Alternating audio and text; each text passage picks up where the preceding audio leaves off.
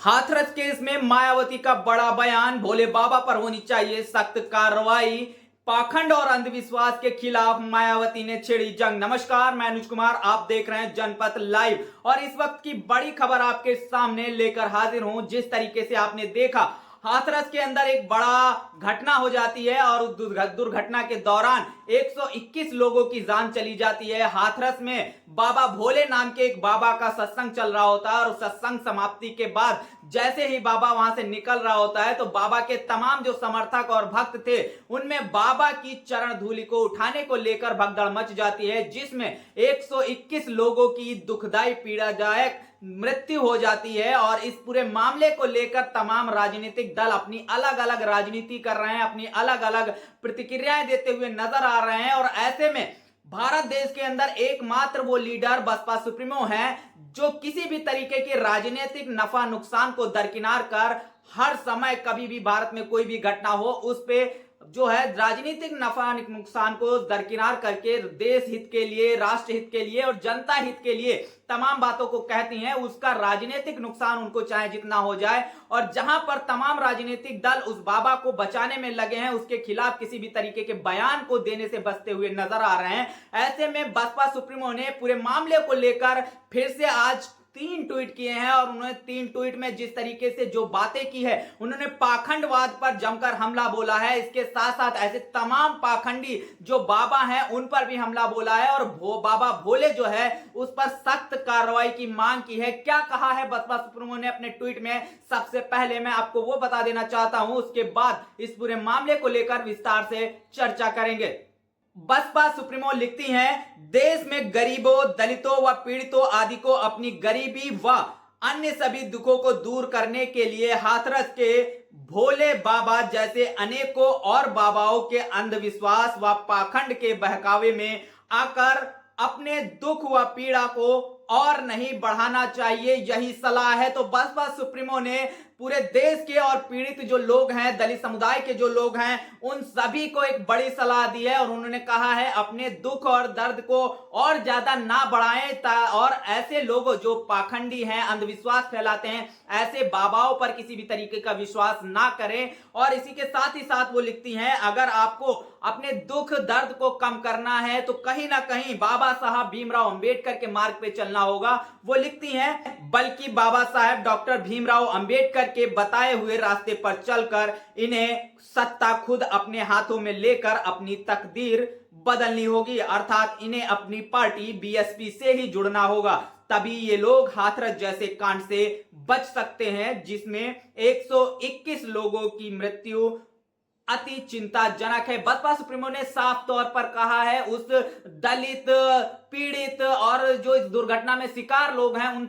तमाम लोगों से साफ तौर पर कहा है कि अगर आपको अपने जीवन से तमाम दुखों को, तमाम कष्टों को का निवारण चाहिए तो ऐसे पाखंडी बाबाओं के पास में ना जाकर बल्कि बाबा साहब भीमराव अंबेडकर का जो बताया हुआ रास्ता है, ये भारत देश की जो शासन सत्ता है इसे अपने हाथ में लेना होगा। और उस शासन सत्ता को हाथ में लेने के लिए आपको अपनी पार्टी बहुजन समाज पार्टी से ही जुड़ना होगा। तभी आप जो है इस तरीके के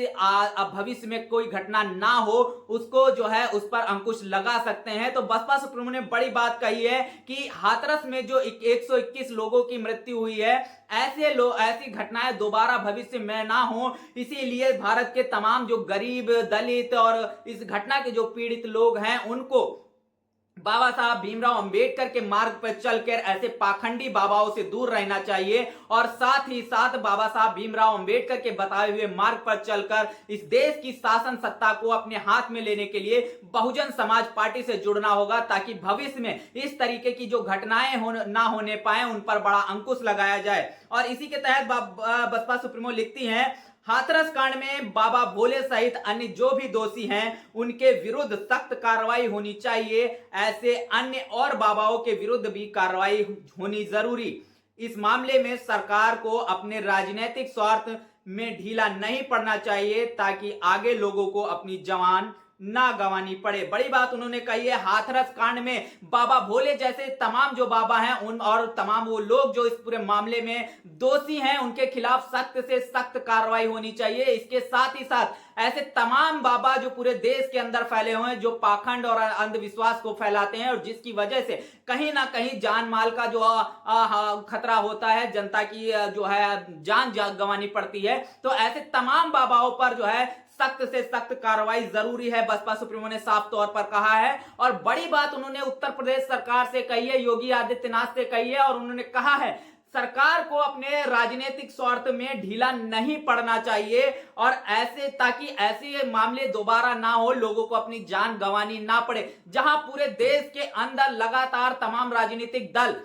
इस बाबा के खिलाफ किसी भी तरीके की टीका टिप्पणी करने से बचते हुए नजर आ रहे थे, ऐसे में बसपा सुप्रीमो ने अपने राजनीतिक स्वार्थ को दरकिनार करते हुए बाबा पर लगातार जो है बाबा और बाबा के साथ जो भी लोग इस पूरे मामले में दोषी हैं उन पर सख्त कार्रवाई की मांग की है। और इसके साथ ही साथ उन्होंने पाखंडवाद और अंधविश्वास पर बड़ा करारा प्रहार किया है और उन्होंने कहा है कि लोगों को जो दलित है, पिछड़े हैं, तमाम जो पीड़ित व्यक्ति हैं उनको ऐसे मामलों से दूर रहना चाहिए, पाखंड और अंधविश्वास फैलाने वाले बाबाओं से दूर रहना चाहिए। बड़ी बात उन्होंने कही है। और इसके साथ ही साथ उन्होंने बताया है आपके दुख और दर्द और आपकी पीड़ा तभी उसका निवारण हो सकता है जब आप बाबा साहब भीमराव अंबेडकर के बताए हुए रास्ते पर चलकर आप ये देश की शासन सत्ता को अपने हाथ में लेंगे। तो ये बसपा सुप्रीमो ने साफ तौर पर कहा है और उन्होंने कहा है ये तभी निश्चित है जब आप बहुजन समाज पार्टी से जुड़ेंगे, तभी यह सुनिश्चित किया जा सकता है कि भविष्य में इस तरीके की कोई घटना ना हो सके।